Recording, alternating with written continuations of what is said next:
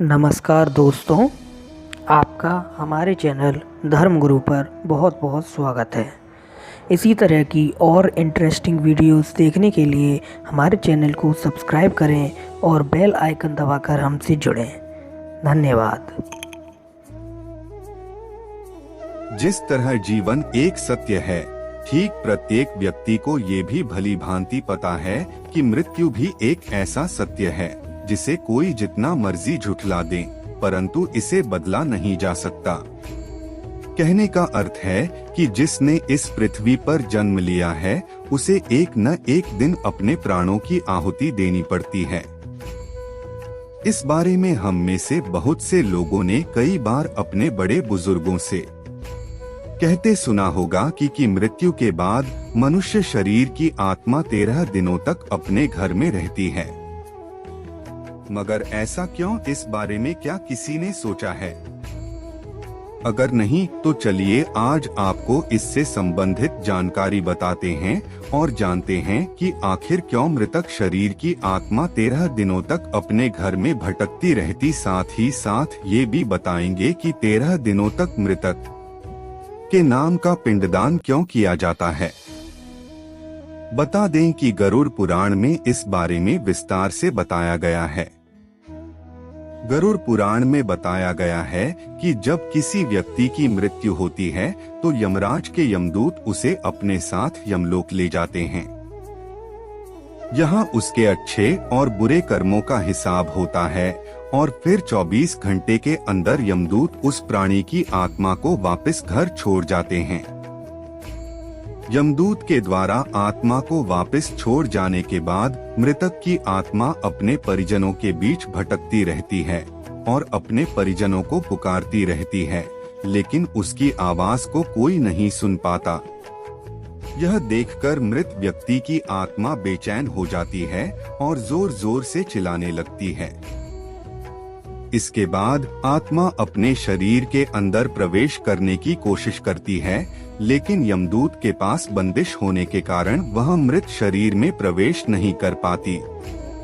इसके अलावा गरुड़ पुराण की माने तो जब यमदूत आत्मा को उसके परिजनों के पास छोड़ जाती है तो उस समय उस आत्मा में इतना बल नहीं होता कि वो यमलोक की यात्रा तय कर पाए।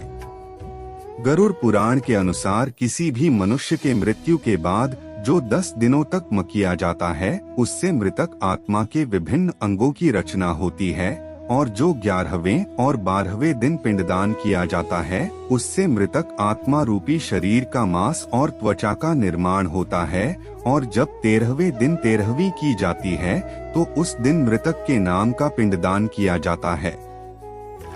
उसी से ही वो यमलोक तक की यात्रा तय करते हैं। अर्थात मृत्यु के बाद मृतक के नाम का जो पिंडदान किया जाता है, उसी से ही आत्मा को मृत लोक से यमलोक तक यात्रा करने का बल मिलता है।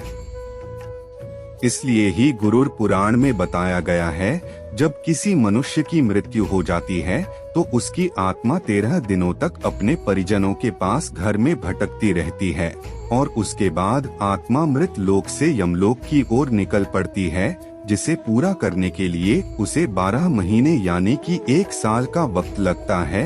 इतना ही नहीं, मान्यता के अनुसार 13 दिनों तक मृतक के नाम का किया गया पिंडदान उसके 1 वर्ष के भोजन के समान होता है।